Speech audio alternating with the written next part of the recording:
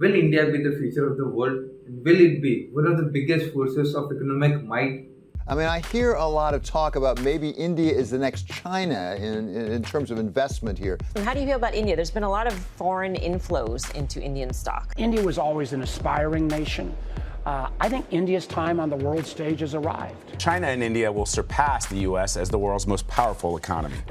Okay, if we agree on that, then my counter question is, why is it not showing in its credit rating? Why, if everyone believes in India, is it getting rated so badly? Greetings everyone, this is Aditya and you're watching Amir.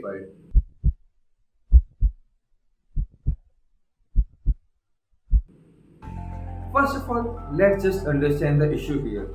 Credit rating agencies like Moody's, Fitch, DBRS and S&P Global give ratings to the companies of how safe and trustworthy the investment is, basically telling you will it default or not, and they use this scale to denote it.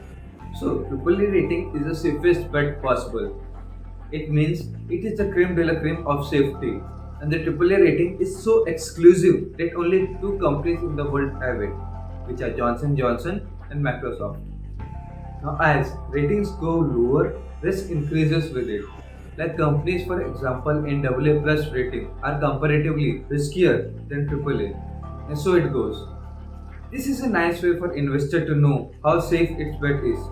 Simple and small operation, right?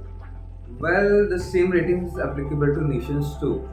Like these agencies rate nations based on size of the economy, economic strength, government finances, political stability and other things. And guess where India might be placed?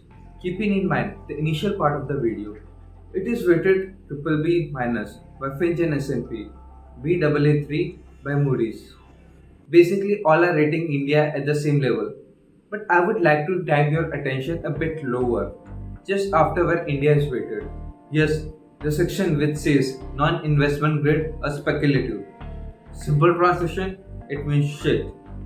Literally, the rating below BBB- is called junk, and India is rated just above junk. These ratings are similar to your credit rating CIBIL. The more your credit score is, the better is it for you to take loans and other things. And we don't have the faintest idea how badly it is affecting us. So like CIBIL score, if your rating is lower, it becomes more expensive for the country to borrow money. Take bonds for example. So the interest on bonds of the USA is much less than that of India. This means that the investors are demanding higher returns on Indian government bond than on US government bonds, because investors are concerned about the risk of default. And this is a big thing for us. The tax revenue that must go towards development of the nation actually goes forward to paying interest of those loans. Wanna guess how much that would be as a percentage of our revenue? 27%. Had a little heart attack there? Yes, 27% of nation's revenue goes towards paying up for the borrowed money. The major chunk of the money that could have been spent on infrastructure development, growth goes down the drain. All thanks to high interest we have been charged due to these pathetic ratings. Now that we know the scale of the problem, let's dig deeper. Why is this a case? Why a country which is about to be next China, or will be the future of the world, or will be the third biggest economy by 2045, is failing again and again to gain the trust of the rating agencies? There are two sides of the argument that prevail. One questions the methodology and the bias of these rating agencies, and other addresses the serious flaws in Indian system. Let's start with second. The Finch Group in its report stated that India has a huge fiscal deficit, which is in short a difference between revenue and expenditure, and it is whooping 6.4% of the GDP as compared to other countries that have the BBB rating, which averages out to be approximately 3.6%. And one thing these rating agencies complain about is Indian government's on-paper approach, which doesn't necessarily translate into the ground reality, like Fiscal Responsibility and Budget Management or FRBM Act, which came about in 2004. The goal of the FRBM was to make sure that both center and the state government are mindful of their deficits. try and keep it to 3% of the GDP. And it was a good initiative, but this is what the state government and the central government did with this. So instead of fixing the problem, the state government delayed their obligations to later, making this year's deficit less than 3%. These cheap tricks didn't help our reputation with the rating agencies. Let's just first understand the two parameters on which our deficit or debts are based upon: fiscal deficit and revenue deficit. The fiscal deficit includes both the revenue deficit and the capital account deficit, which basically means financing its day to day operations and its investment into the future. The revenue deficit, on the other hand, only measures the amount of borrowings used to finance the government's day to day operations.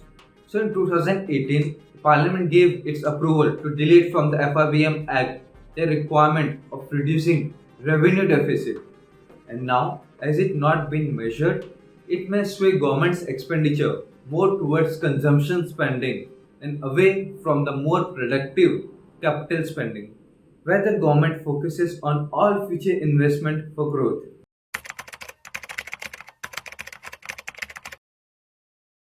The thing is that these rating agencies have quite a biased view, not only against India but against all developing nations. Rating fluctuations tend to offer the argument that the country's debt to GDP is lower than that of many Western countries. However, what matters from the point of view of sovereign rating is the pace of debt reduction. Comparing two graphs from 2009 to 2012. The rating of Spain keeps on falling as annual debt to GDP keeps on increasing. But this trend reverses as soon as the annual debt to GDP starts decreasing, as credit rating starts going up. These rating agencies argue that just because the rate of debt is higher, it makes it a bad investment. But what these rating agencies are failing to understand is there is a difference between how the economies of developed and developing nations work. Developing nations need to take on debt to keep the growth rate high for the economy to sustain. And there is a severe consequence if this is not done. Because if the government are not able to infuse cash into the economy will stagnate and then implode upon itself. And the developing economics, unlike developed economics, don't have advanced private sectors to infuse the growth. When it comes to track record, these rating agencies had a pretty bad calls. The biggest example that comes to mind when talking about rating agencies being wrong is 2008, where rating agencies arguably deliberately inflated the ratings. To take a local example, the ILFS and DHFL were rated AAA a month before it defaulted. So AAA rating has almost nothing to do with default risk, whereas the concept of rating is supposed to say increased or decreased risk of default. Also, these agencies have the habit of playing with the ratings, meaning if they see a significant change, they can say the outlook is positive, stable, or negative. So instead of changing the ratings, these agencies find it convenient to rate positive, stable, or negative. They don't downgrade the bad players whose ratings are hysterically high, and they don't upgrade the good players who have depressing ratings. Like now also, when the world is at the recession and India is able to stay afloat due to its domestic market, still they can play with positive or stable instead of upgrading the India's rating. This is perhaps the most important point that goes against these rating agencies. Most of debt is based on rupee, meaning it has been taken from domestic market like open market, compensation, treasury bills, etc. Basically, rupee based debt. And who regulates the rupee? RBI, like the Reserve Bank of India. There is also a limit on how much a foreigner can buy, which is limited to just 4%. And this is also not easy for them to do by design. The crux of the matter is that India won't default on its rupee based debt for crying out loud. So the basis for such rating is not justified at all.